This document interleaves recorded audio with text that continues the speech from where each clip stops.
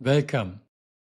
This morning it was a great pleasure and honor to welcome Angelos Amditis to the 4NewMobility Leadership Talk series. Angelos is a key figure in the European and global mobility landscape. He's the director at ICCS, chairman of the ERTICO Supervisory Board, vice president of ITS Hellas, and a member of the ALICE Executive Group and the ILME Board of Directors. I've always admired Angelos' ability to synthesize complex technological, regulatory, and societal developments into a clear and strategic vision.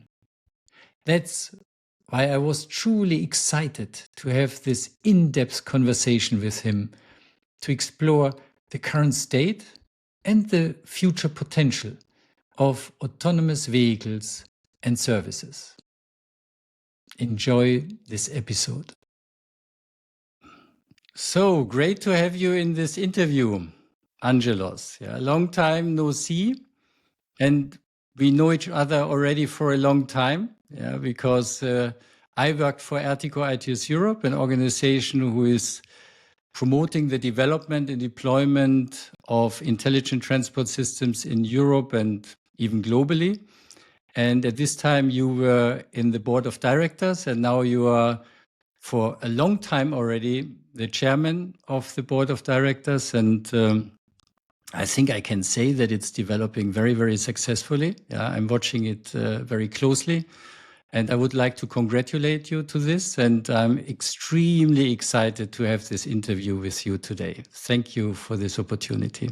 Indeed, Herman. It's really a pleasure to be here with you. I always enjoyed working together, also from the past, from ERTICO, but also in other things that we're doing together. Indeed, I'm like the third term now. It should be a world record for ERTICO to have the same chairman for 3 continuous terms.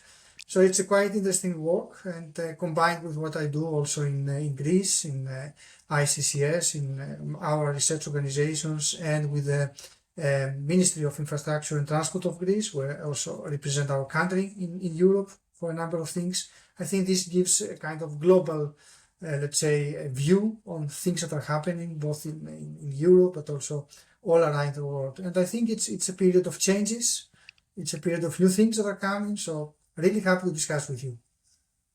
Yeah, no, thank you for this introduction, Angelos. Yeah, and I would like the audience actually to benefit from your vast experience concerning intelligent transportation systems, but also automation and supply chain innovation. Yeah, and I think this conversation aims to explore your insights on key related trends, possible challenges, and also, I find this very important, societal impacts.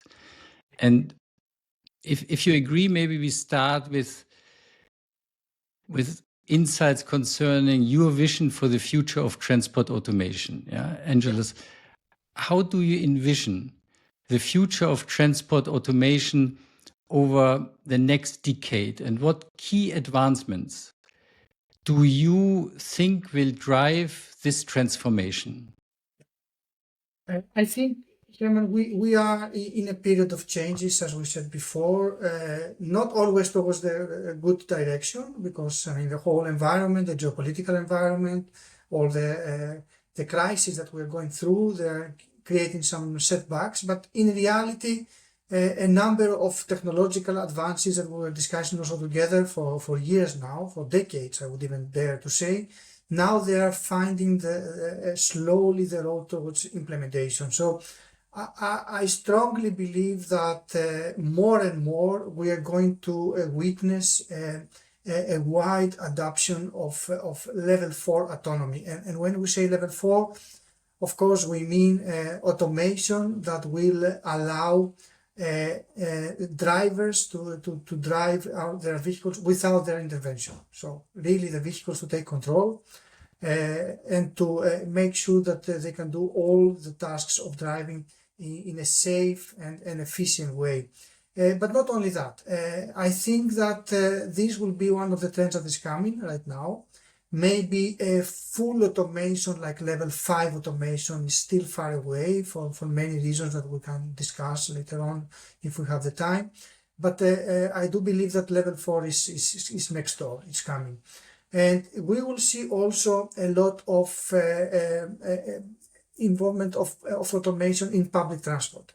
I do expect that more and more public transport organizations will start using automation, starting from smaller vehicles and then going also to the buses that they are using in their main routes. And I think this is coming. There are a lot of discussions. I had the pleasure also until 2023 to chair the Public Transportation Organization of Athens in Greece, a city of 4.5 million. And it was a discussion already at that time. And I do see that things are moving towards this direction. It's not easy. You need to explain to people. You need to explain also to policymakers. You need to persuade, to create trust to your citizens, if you like, to the passengers. But it is something that I see that is coming quite fast.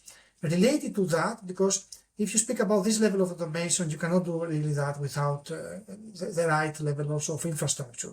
So I see more and more smart infrastructure, both physical but also digital, coming into place. So the next years will be a period of time where we will see a lot of new investments, we'll see a lot of new changes in infrastructure. Already a lot of cities in Europe, but also globally, they're doing their part on that.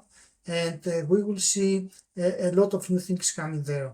These things are connected. In my opinion, there's no way to discuss about higher levels of automation without having also the right infrastructure on place. This is one part of the picture. Then one can speak about sustainability, although we have to admit that it took some hits because of the whole geopolitical environment, because of the different, let's say, priorities now that more and more many countries have. But I think it's still there. I'm happy to see that the Commission and many member states are still having that as a main target. It may be slowed down a little bit, but I think it's there. So everything related to sustainability, electrification, new fuel like hydrogen, all these things are coming quite fast. And I think we will see significant also developments and changes also on that thing. Then the elephant in the room, of all these new transformative technologies that we see more and more. And of course, one cannot avoid speaking about artificial intelligence. This is, I think, in the minds of everyone. And as it affects all aspects of our economy, our society, it will also have a transformative role in transport, but also logistics. And I think this will be also a key change, a key element, a key thing that we will see more and more. Of course, it's not only that. We may have the time to speak also a little bit about more later on. But new smart traffic management using AI, new sensors, new systems, all these things will be more and more there. One of the things that we're really going to see also more and more is putting all these automated features and also these transformative technologies in another important area of our economy and society, which is logistics. And logistics has one part which is related to transport, but also many other things related to warehouses, to the whole supply chain. And we will see a lot of new things happening also there. Already the Commission has started with some new regulations, but I would see a lot of things. I mean, all in all, I would say a shift from research and experimental projects and pilots towards real mainstream adoption and implementation of all the things that we are discussing all these years. We will see that more and more. Yeah, I mean, looking at the automotive action plan from the European Commission, which was published quite recently. I mean, they talk about also the implementation of 3 test beds, on automotive autonomous technology. And I wonder a bit, also building on what you said, you mentioned that automation has also to be seen in the context of public transport. You were also talking about logistics. And to my mind comes immediately these shuttle services, in Europe, for instance, Moja is very prominent. We see also Omio, which I think they're also a partner of ERTICO, who are involved in it, in the context of last mile delivery, autonomous services. I see a company like Loxo, and there are also other companies, I mean, how important do you think is it also to think about these upcoming test beds, not only in promoting, let's say, the automotive technology, but also promoting, supporting, and including the services? Do you think that this is important? And is there also maybe a position of ERTICO in this respect? I mean, how should it be moved? How should we move forward on this? Yes, I think I fully agree and support the logic of the Commission on that. I think large scale, and I will insist on the large scale, test beds and demonstration activities are still needed.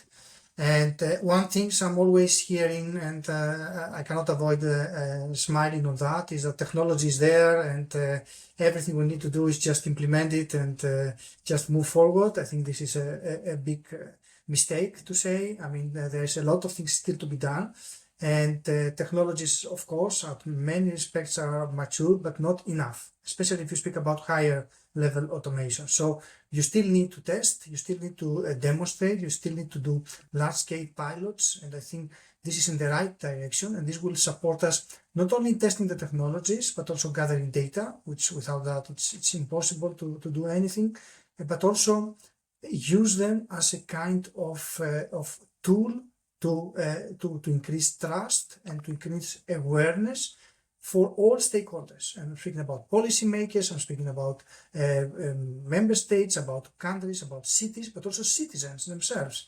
And I think this is important. One thing, however, we need to be careful. There are many things that are ready to be implemented, and I think we should not do the mistake again in Europe. We have done that in the past many times, to still wait. And I think the main message we should give is start implementing. And I think this is one of the main things that we should have in mind. Of course, we need to continue testing. Of course, we need to work on new technologies. Of course, we need to do many more things to gather data, to support all our activities like type approval activities. This is a huge thing to be discussed also in Europe.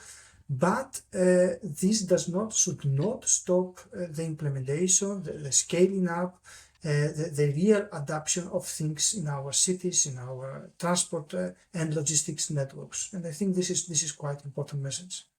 Yeah, I mean, you were mentioning now the type approval, and there is a European type approval, which is, I think, very positive. But still, when I talk now to some stakeholders concerning the implementation of shuttle services or last mile delivery services, I mean, they have the problem that they still need the legal approval from each individual member state. And there's not only the technical type approval, there are also operational issues. They have to provide tests, etc. And that seems to me really a barrier for large-scale deployment, and even for learning. Do you see this in a similar way? Should there be something done about it? Yeah, this, in my opinion, is one of the biggest obstacles we have now. And I think this is a whole chapter related to regulations, related to legislation, related to all these type of things, which include also, for me, interoperability, standards, all these type of things which are related. And we see that it's as a huge obstacle, even in these big pilot projects that we do. You see that in different countries you have totally different regulations, totally different even laws that are being approved right now. And there's a huge uneven environment in Europe right now. And you will see countries which are having quite mature legislation in place. You will see countries that they are struggling now to find compromises and to find ways to adapt the regulatory and legislation framework you have. Don't forget that there is international laws that are governing in a way all driving issues. So you need to find a way to compromise what you have there and what you need to do. And you have countries that they do nothing at all. And there you have a huge gap, and you will see this uneven situation in different European countries. I'm not speaking about other parts of the world, which is even worse in terms of uneven and different regulations and different laws in place wherever they are. And this creates really an obstacle. Imagine that you're trying to do a big pilot, a large-scale testing activity in different European countries, and the same fleet operator or the same OEM needs to put its vehicles in different European environments, and they have to do a total different procedure to do that, and sometimes it takes months and years. And I mean that, years, just to go through the whole bureaucracy and to manage to get the permissions and everything that you need in order to test your vehicles. So this is today one of the huge problems. The Commission has done a lot of effort right now. Lately, they have this act about automated driving, which is moving forward, and this will help a lot. But there is some gap between that and on implementing or introducing the same, let's say, regulations or procedures in every member state. And I think you need that. So in my opinion, this is one of the biggest obstacles we have today. And when we are now looking into the ERTICO partnership, do you see there also an understanding of the importance of this topic? Is there a major concern? And you mentioned also the projects by ERTICO. I mean, are the projects also driving forward this more harmonized legal approach, yeah, in Europe, yeah, so that we are really moving the topic in the right direction? Yeah. And ERTICO has a unique position, in my opinion. I'm also a member, actually, of ERTICO as a partner. So the unique approach is that they are putting together all these different sectors. This is the essence of ERTICO, the DNA of ERTICO. So all different stakeholders, OEMs, suppliers, users, public authorities, research organizations, and many others are coming together in order exactly to discuss different aspects. Sometimes it's not so easy. Usually you have vertical organizations where they are, of course, in a right way, and they do correctly to support the interests and the activities of a specific sector of the economy, of the industry. But what ERTICO is doing is really unique. And I think ERTICO is recognizing very well exactly the need for this, let's say, coordination on the level of public authorities.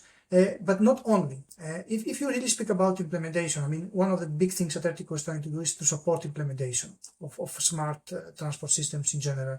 So you will see there a lot of challenges. So one thing is regulations, and the regulations also includes another quite important thing, which is liability. Don't forget that. This is one of the huge problems that we have today. How you can approach liability when you speak about automated vehicles, insurance, all these type of things. So this is quite a huge issue, which is totally, or at least we address it in a very small way right now. But then you have also other things. You're speaking about concepts like sustainability, like using new technologies.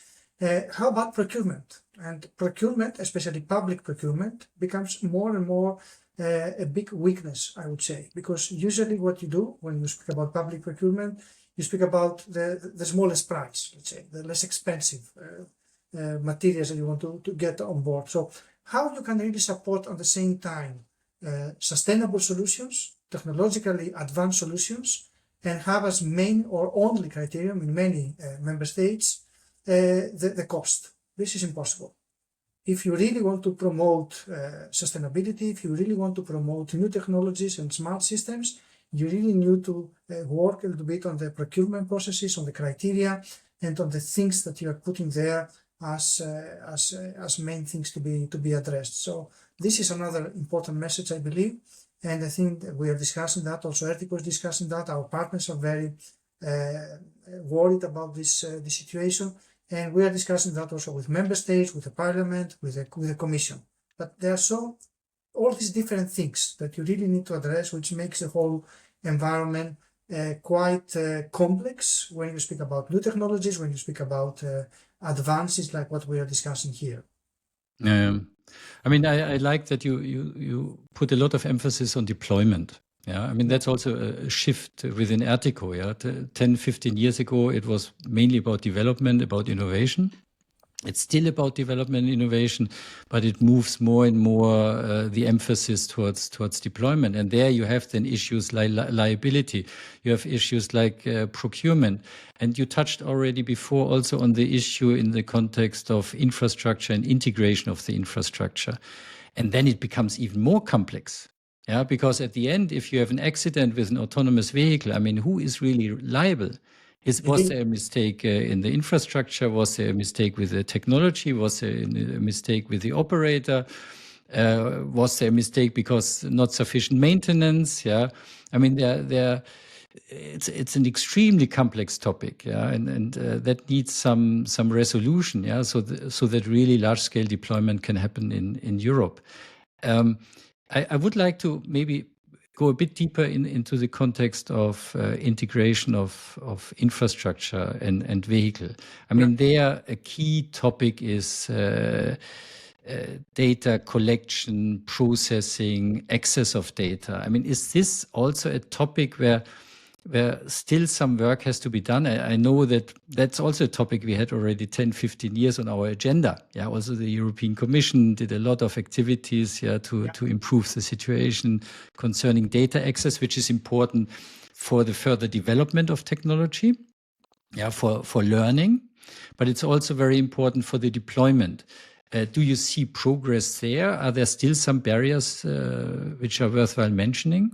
Yeah, I mean, first of all, not to be misunderstood, research and development are still quite valid and quite important factors of what we do. But it's a mistake if you separate it from deployment. I think you do the research, you do the development of new technologies, new concepts, exactly to support deployment. So these things are connected.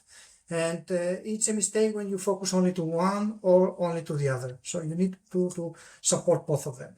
If you speak now about infrastructure, I mentioned before also, for me it's a key element. If you remember also, Herman, in the past, there was a lot of discussions of vehicles that can be totally autonomous without the need of any outside sensors or support or connectivity or things like that. I think not many people support that anymore. Especially when you speak about higher levels of automation or other advanced features, the need for the right infrastructure, and in my opinion, I believe there are three types of infrastructure, and most people speak about two of them, but I think there are three. One is the physical infrastructure that we all know. The second is the digital infrastructure, but then there's also the operational infrastructure. So all these three elements need to work together. And they need to be advanced on the same level. It's impossible to just support one of them and forget the other two. So these things are quite important, and you will be amazed if I tell you the numbers. For example, more than 60% of today's urban infrastructure in Europe, at least, lack AV suitable features. So by that I mean all the features of the sensors, of the systems, the digital infrastructure that you need, the operational infrastructure, in order to support automated driving. Because one thing is to have the vehicles, the other thing is to have suitable infrastructure about that.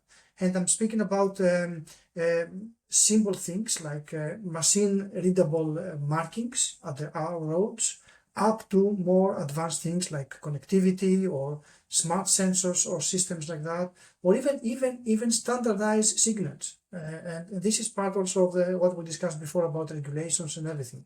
It's amazing that even today in Europe, you don't have standard signals in our roads, in our infrastructure all around Europe, or connected traffic lights, or smart traffic management.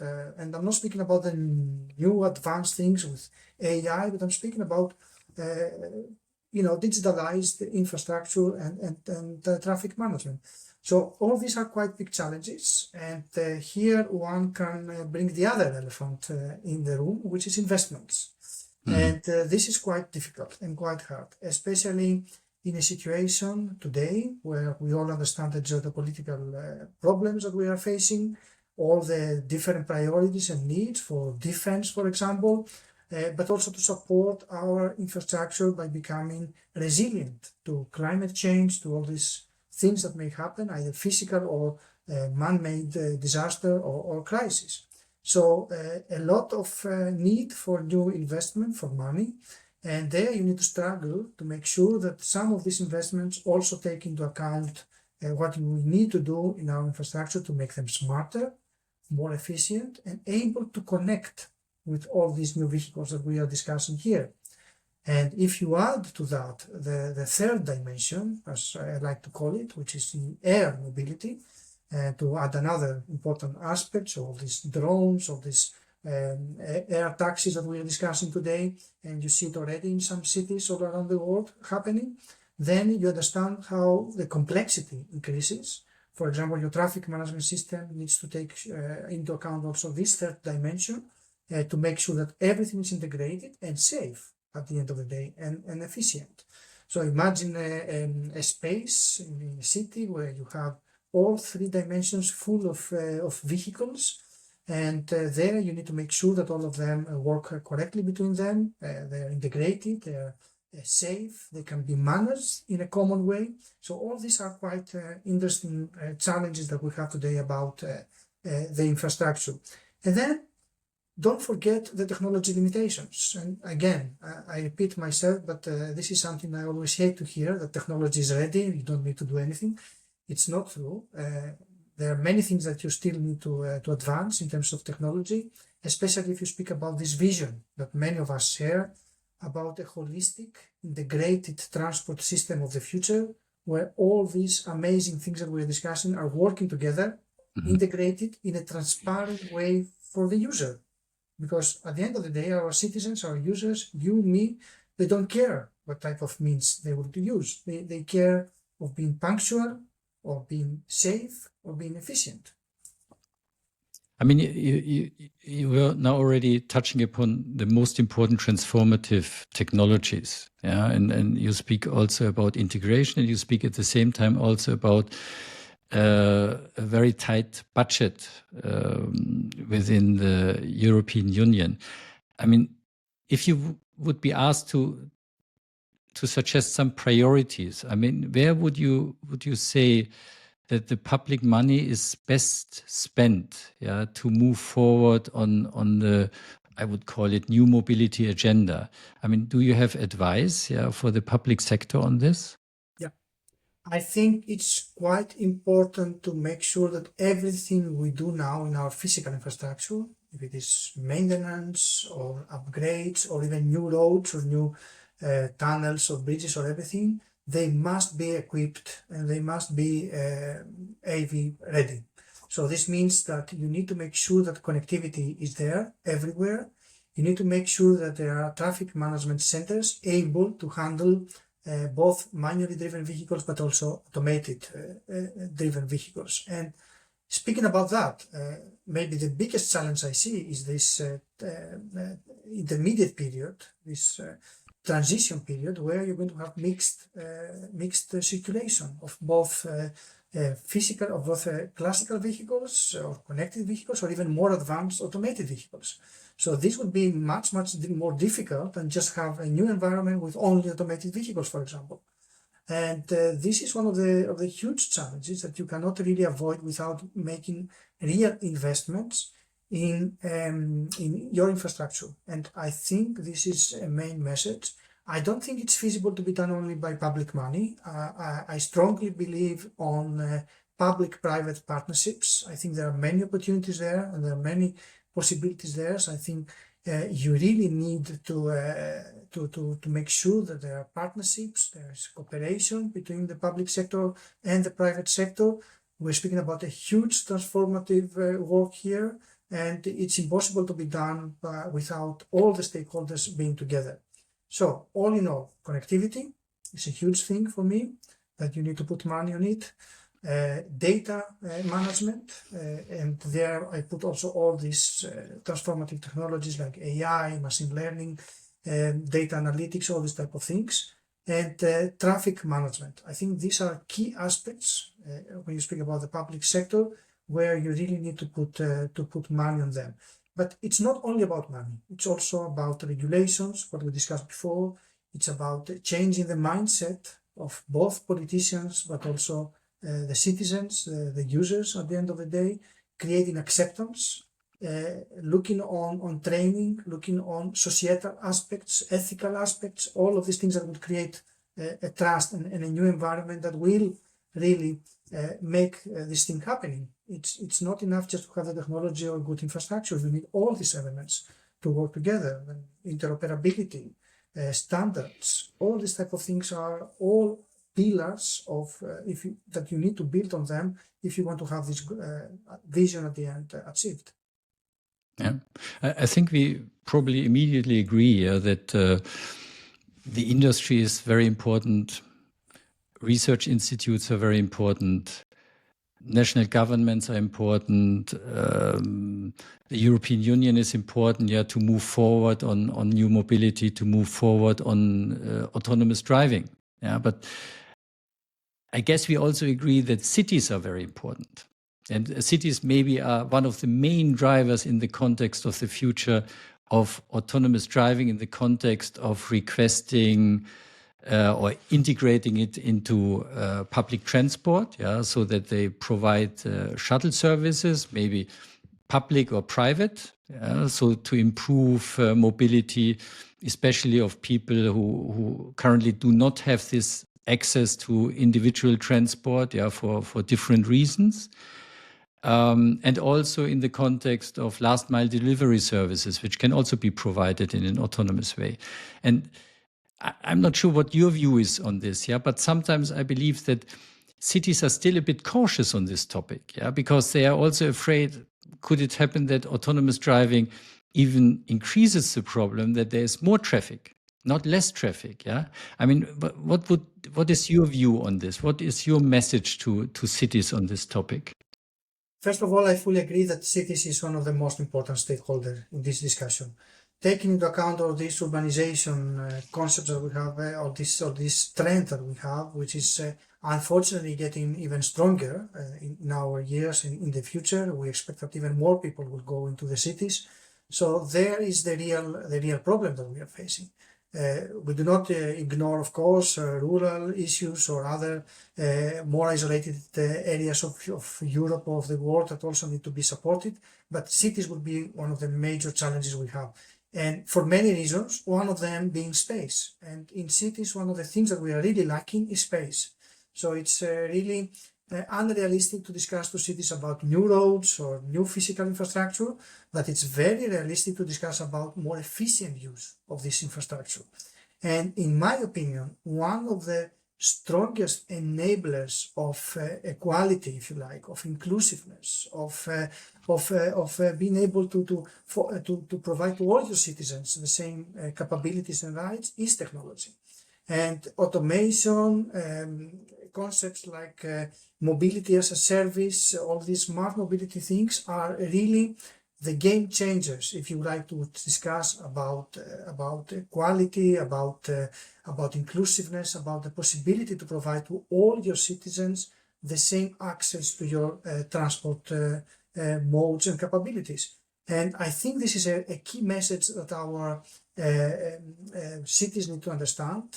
I think that by supporting these technological solutions, they will provide real services to their citizens, and they will allow them to have a better, more efficient, more equal access to their transportation and logistics needs. Don't forget the importance, you said it before, about last mile delivery, both of goods but also of people, where we have big problems today in our cities.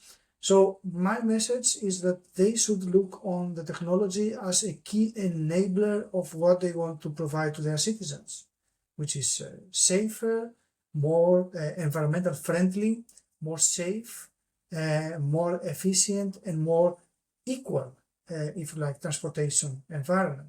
And I think it's quite important. I fully understand the challenges they have to face on all aspects, the limited resources they have, the difficulties on space, time, money, on all aspects. But this can be one of the greatest assistance they can find in doing their work and in providing to their citizens what they need to provide and what they are promising to them.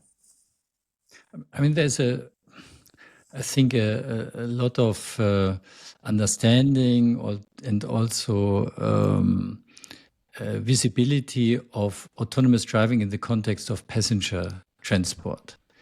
And you touched already upon it, yeah, logistics, yeah, which is, I mean, there's a lot already happening concerning automated vehicles. I mean, in the plants, for instance, I mean, there are lots of automated vehicles in harbors. Yeah, there are lots of automated vehicles already. Yeah, I mean, what is your view concerning the current status, yeah, of automation in the context of the supply chain, yeah, in the context of logistics, in the context of last mile delivery in cities? And do you see that there is still a need, there's still scope for further regulation or policy support? Yeah, I mean, let me spend just 1 minute to remind to our friends that are listening to us today the importance of logistics. And we have seen that also during the COVID crisis, where logistics was one of the things that was hit hard because of all the difficulties we had at that time.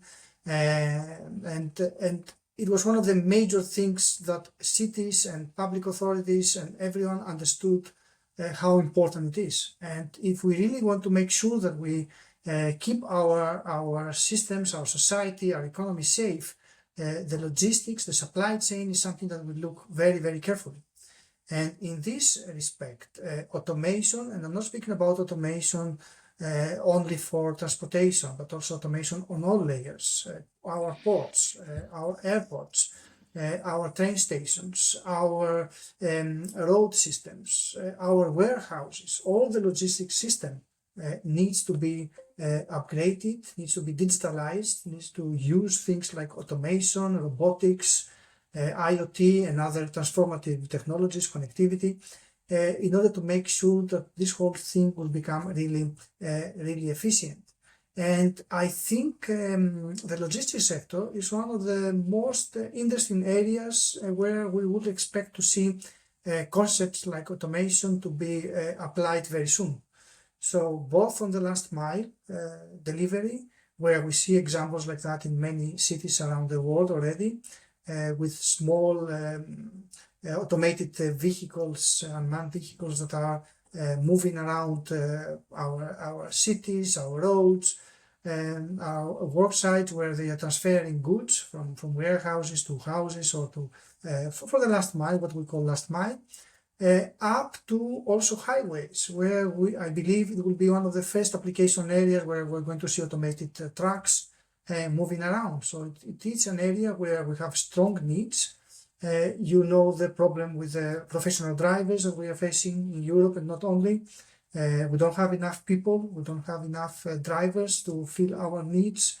There are many difficulties there, difficulties also with the shifts that they have to take, and many other important aspects where I do believe automation will play a major role and will support us.